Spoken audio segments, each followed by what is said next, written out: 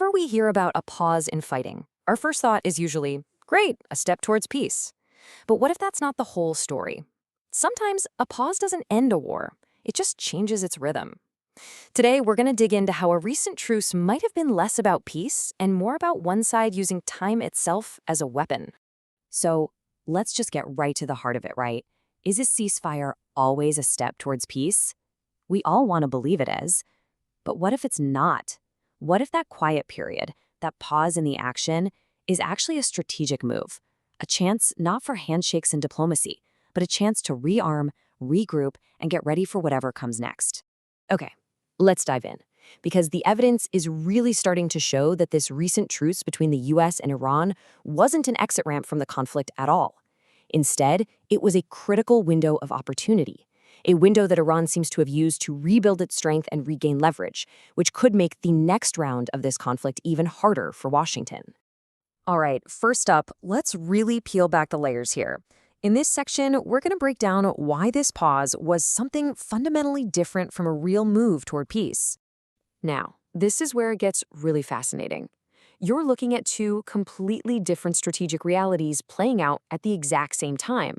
For Washington, the pause was seen as a win, a way to hit the brakes on escalation, maybe stabilize the oil markets. But for Tehran, the calculation was entirely different. The goal wasn't to de-escalate, it was to regenerate. It was a reboot. And this right here, this is the core idea of what we're talking about today. For a country like Iran, which has been under intense pressure for decades, time isn't just something that passes. It's raw material. It's a resource you can actively process into real, tangible strength. Things like concrete fortifications, repaired missile sites, and maybe most importantly, a stronger political will. The pause wasn't a break. It was a factory floor. And you can see this happening in real time. It's not just a theory. The strikes start late February. Then, on April 8th, that 2-week truce is announced. But look how fast things move. Just 10 days later, satellite images are already picking up new construction. The very next day, Iran makes this really bold claim that their missile production is now faster than before. And by April 20th, the Strait of Hormuz is right back to being a major flashpoint. This is absolutely not what a country on the verge of backing down does. So with that timeline in mind, let's dig a little deeper into the specific ways Iran appears to have weaponized the very time that was supposed to be for calming things down. And look, this wasn't just some abstract idea. We have the receipts, There's observable evidence. We're talking about pouring massive amounts of new concrete over sensitive sites, reinforcing the entrances to those deep underground tunnels at places like Natanz, and of course, repairing damaged missile bases. These are the moves of a country that is fully expecting the storm to come back, and it's using every quiet moment to batten down the hatches. If you could boil down all of Iran's actions during that truce into a single message aimed at Washington, this would be it. The time you thought was neutral, it wasn't. It was working for us. That really just captures the massive disconnect in perception. While one side saw a pause in fighting, the other saw the conflict continuing, just by other means. And what made all of this possible? Well, it was a critical gap in information. Even after those first strikes, U.S. intelligence had to admit they weren't totally sure about the status of Iran's entire missile arsenal. As much as a third of it was just a question mark. Was it damaged? Was it hidden, buried? And that uncertainty wasn't a problem for Iran. It was an asset. And the truce gave them the time they needed to turn all that uncertainty back into a very credible threat. This completely reframes how we need to think about what success even looks like in a conflict like this. We're so used to seeing images of destruction and thinking, okay, job done. But the real strategic question is so much deeper. It's not just about the damage you cause, but about your opponent's recovery rate. How fast can they turn that rubble and chaos back into a coordinated, functioning threat? And that recovery, it's not just about nuts and bolts and hardware. Think about it. A major attack shreds the invisible nervous system of a military. All those connections between command, intelligence, logistics. A pause gives them time for what you could call organizational restitching. And honestly, repairing those invisible links, getting the rhythm of decision-making back online, that can be way more valuable than just building a new missile.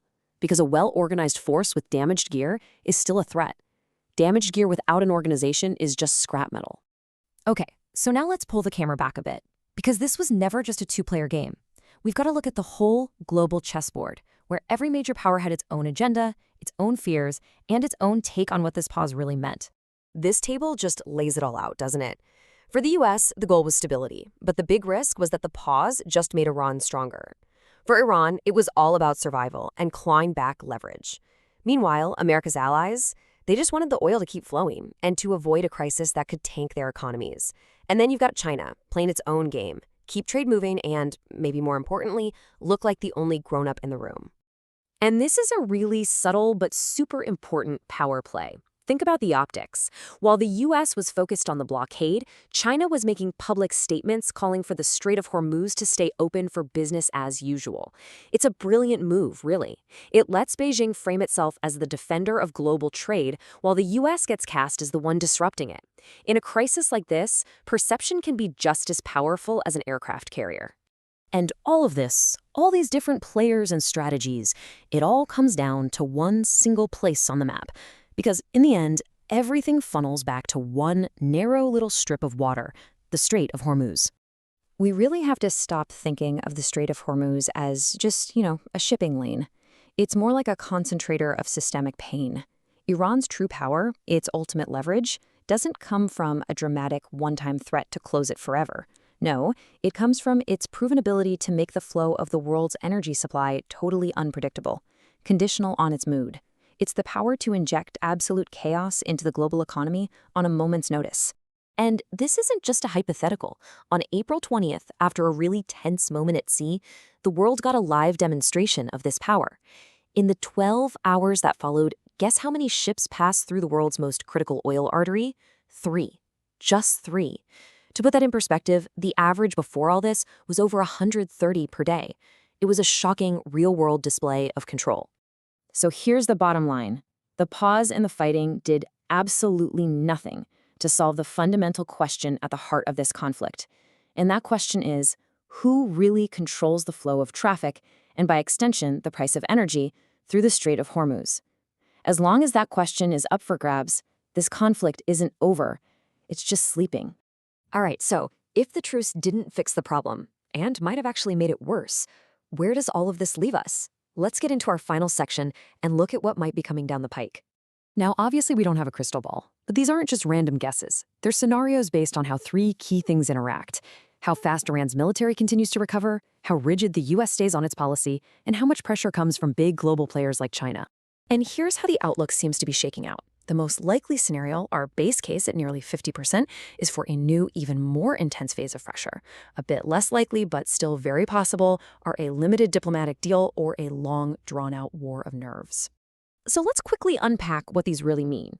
That new phase of pressure isn't all-out war, but think of it as a version 2.0 of what we've already seen. More expensive, more tense, and with both sides having learned some hard lessons. The war of nerves is this state of permanent crisis. No big explosions, but just constant tension that slowly bleeds the global economy. And finally, that limited deal? Well, it's possible, but it would be a deal negotiated with an Iran that feels like it weathered the storm, not one that's on its knees.